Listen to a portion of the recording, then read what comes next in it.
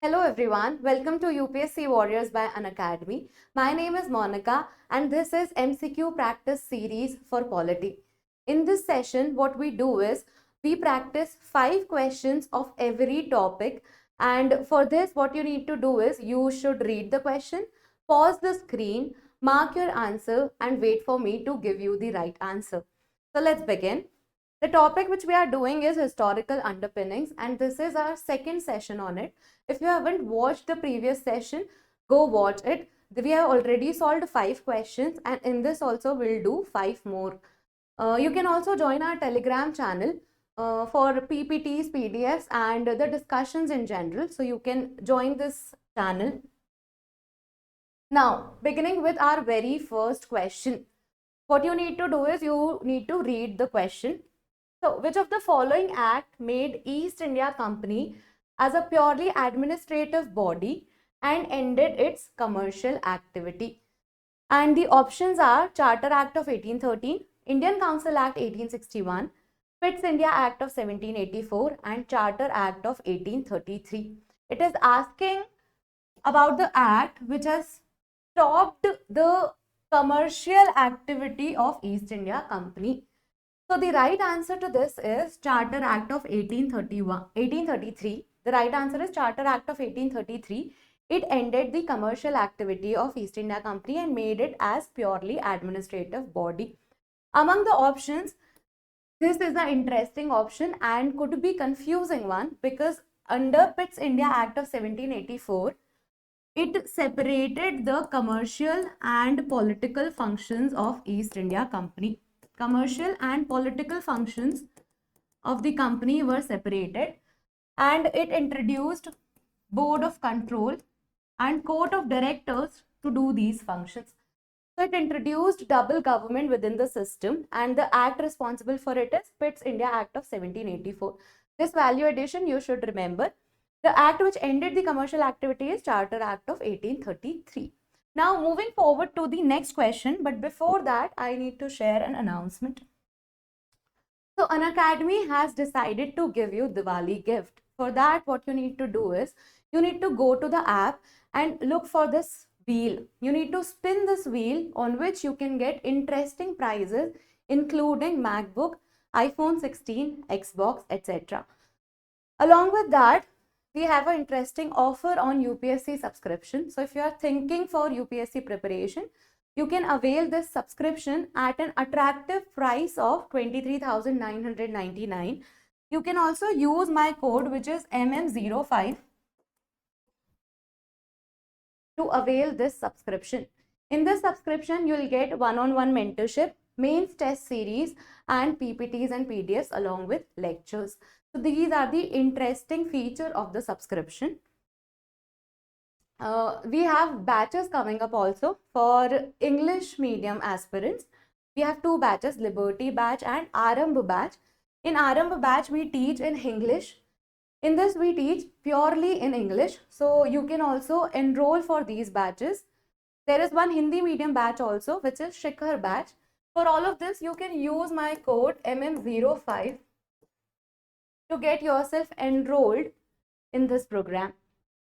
Now coming back to our MCQs, let us solve question number 2. I hope I'm not coming in between. Yeah. Which of the following statements are correct regarding the changes introduced by Government of India Act 1919? Which of the following statements? Let's look at the statements now. It introduced bicameralism in the center. Second is the legislators could ask questions and pass adjournment motion. And the third statement is it provided for the establishment of a Central Public Service Commission. It is asking which of the following statements are correct. Now, you pause the video for locking your answers. I'll tell you when I'll discuss all of it. So the question is about Government of India Act 1919. It is Montagu-Chelmsford reform. The Government of India Act introduced diarchy at the provinces. It introduced bicameralism at the center, which is correct. Bicameralism means 2 houses, upper house and lower house. It introduced bicameralism, so this statement is correct. Moving forward, the next statement, the legislators could ask questions and pass adjournment motion. This has also been given under the Act, so this is also correct. The third option is provided for the establishment of Central Public Service Commission. This is also true because it is because of this Act that Central Public Service Commission came into existence in the year 1926. If you look at the timeline, this Government of India Act is 1999, is of year 1999. Oh, sorry, 1990, and the next Government of India Act is 1935. So between that, Central Public Service Commission came into existence. All three options or statements are correct. Hence, the answer is D. So far, both of the answers were D. It doesn't mean that UPSC is inclined towards the answer D. It's just a coincidence. Now, next question. Which of the following, this is question number 3. Which of the following offices or provisions were abolished by the Government of India Act 1935? It is asking that which of the following offices or provisions were abolished by Government of India Act 1935. The offices in question are Office of Viceroy, Diarchy in Provinces, Diarchy at the Center, and Council of India. Now we need to figure out which of the offices were abolished. Let's pick offices one by one. The Office of Viceroy was abolished by Government of India Act 1947. So this is wrong. Diarchy in Provinces was abolished by Government of India Act 1935 only, so this is correct. The diarchy in provinces were introduced in the year 1919. Diarchy at the center was not abolished by Government of India Act 1935. In fact, it was introduced by the Act. So that is why the statement is also incorrect. This office is also incorrect.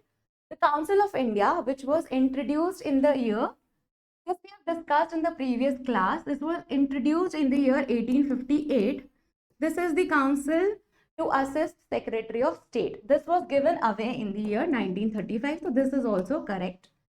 So out of these four, two of the options are incorrect. So the answer becomes only 2. So B becomes our answer. Hopefully you got it right and you are keeping scores, which you will be sharing with me in the comment section. Now question number 4, and this is a PYQ. It has been asked in the year 2021. Consider the following statements. The Montagu-Chelmsford reforms of 1919, which is Government of India Act 1919, recommended granting voting rights to all the women above the age of 21. The next statement is the Government of India Act of 1935 gave women reserved seats in legislature. Which of the following statements given above are correct? Now we have to identify the correct statement. Now in the first statement, it is saying that it granted voting rights to all the women. Now it is a very generic statement. The voting rights were given to women, but they were limited. So it was not given to all the women. That's why statement 1 is incorrect. The Government of India Act 1935 gave women reserved seats in legislature. That is correct. Does reservation to women comes under communal electorate? If that question is asked, the answer is no. Reservation of women doesn't come under communal electorate. Reservation on the basis of religion comes under communal electorate. So statement 2 only is correct. So the answer becomes B. Now moving forward to question number 5. Which of the following act provided for establishment of Reserve Bank of India? Out of these 4 acts which provided for Reserve Bank of India establishment. Now the answer to this is Government of India Act 1935. It provided for establishment of Reserve Bank of India. You might get confused with this option. You might consider that Reserve Bank of India came into existence after independence, but that is not the case. It came into existence by Government of India Act 1935. So with this, we have solved 5 questions. Do tell me in the comment section about your scores and hope you have enjoyed the video. Thank you for watching and please like, share, subscribe to this channel. Thank you.